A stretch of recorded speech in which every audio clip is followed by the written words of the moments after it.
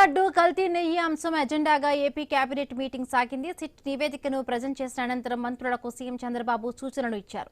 ఈ క్రమంలో మంత్రులతో విడిగా భేటీ అయ్యారు. డిప్యూటీ సీఎం పవన్, లోకేష్, సత్యకుమార్తో సమావేశం నిర్వహించారు.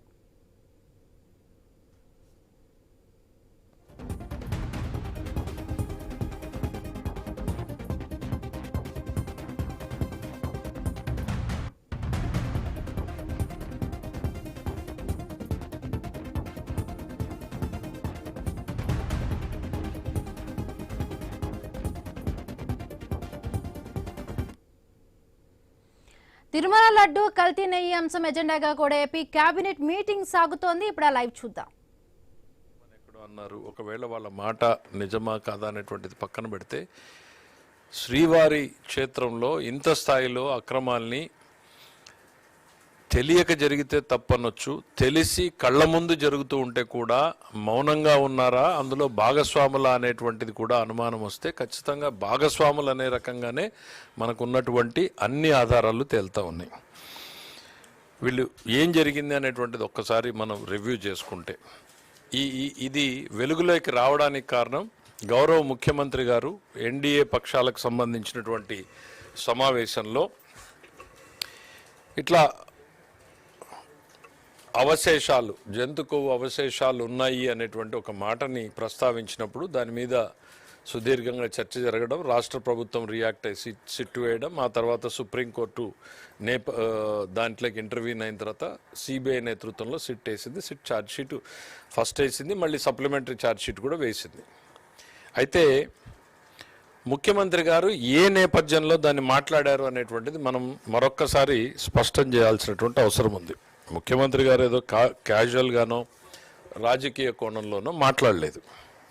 ఆ రోజు ప్రభుత్వానికి అందుబాటులో ఉన్నటువంటి సమాచారం ఎన్డీడీబీ సిఏఎల్ఎఫ్ రిపోర్ట్, ఇందులో లాస్ట్ పేజ్కి వెళ్తాను ఎందుకంటే కన్క్లూజన్స్ అక్కడే ఉంటాయి కాబట్టి. మీకు ఇవన్నీ కూడా కొన్ని షేర్ చేయడం జరుగుతుంది. ఇందులో వాళ్ళొక టెస్ట్ ఏదో చేశారు గీకి, ఆ టెస్ట్ చేసినప్పుడు ఎస్ వాల్యూస్ ఏంటి అన్నప్పుడు ఆ ఎస్ వాల్యూస్ ఏవో తేడా ఉన్నాయి. ఇట్ ఈస్ ప్యూర్లీ టెక్నికల్, దాన్ని కాసేపు పక్కన పెడితే దీనివల్ల ఈ ఎస్ వాల్యూస్ తేడా ఉండడం మూలాన ఏంటి అంటే వాళ్ళు రాసింది S value equation for its suspected adulterants as per ISO ప్రకారం, కోడ్ ప్రకారము ఏవేవి ఇందులో సస్పెక్టెడ్ అడల్టరెంట్స్ ఉండేటువంటి అవకాశం ఉంది. ఇది మనం ముఖ్యమంత్రి గారు ఏదో చేసిన ఆరోపణ కాదు. ఎన్డీడీబీ ఆ రోజుకు అందుబాటులో ఉన్నటువంటి రిపోర్ట్లో ఏం చెప్పారంటే soybean, sunflower, Alia, rape seed, cotton seed, fish oil number 1 column. Number 2 column coconut and palm kernel fat. Number 3 palm oil and beef టాలో. Number 4 lord. దయచేసి వెనక మాట్లాడే వాళ్ళు బయటికి వెళ్ళి మాట్లాడొచ్చమ్మా. నంబర్ 4 ఇందులో ఫిష్ ఆయిల్ ఉంది, బీఫ్ టాలో ఉంది, లార్డ్ ఉంది. ఇవి సస్పెక్టెడ్ అనేటువంటిది ల్యాబ్ ఇచ్చినటువంటి రిపోర్ట్. దీని ఆధారంగానే గౌరవ ముఖ్యమంత్రి గారు ఆ రోజు మాట్లాడారు. ఇన్ఫ్యాక్ట్ ఆ రోజు సమాజం నివ్వెరపోయింది. ఏంటి ఇది, ఎందుకనంటే ఆ రోజుకి ల్యాబ్ రిపోర్ట్ ఉంది అనేటువంటిది కూడా బయట పెట్టలేదు. తనకు సమాచారం వచ్చిందని గౌరవ ముఖ్యమంత్రి గారు మాట్లాడారు. పోనీ ఇదేమన్నా మొదటిసారా అని ఒక్కసారి చూస్తే గౌరవ ముఖ్యమంత్రి గారు ప్రమాణ స్వీకారం చేసిన వెంటనే వేసిన ఫస్ట్ 2 పోస్టింగ్స్లో ఒక పోస్టింగు తిరుమల తిరుపతి దేవస్థానం ఎగ్జిక్యూటివ్ ఆఫీసర్గా శ్యామలరావు గారిని నియమించడం, ప్రక్షాళనని మొదలుపెట్టు అని చెప్పడం.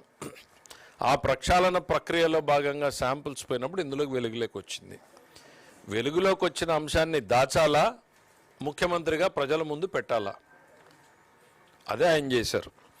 ఇది గతంలో ఏం జరిగింది అనేటువంటి చూస్తే 2022 3/8/2022న సిఎఫ్టిఆర్ఐ అంటే గత ప్రభుత్వ హయాంలో CFTRI central food technological research ఇన్స్టిట్యూట్కి సేమ్ శాంపిల్స్ అప్పుడు ఉన్నటువంటి ఈఓ గారు పంపించడం జరిగింది.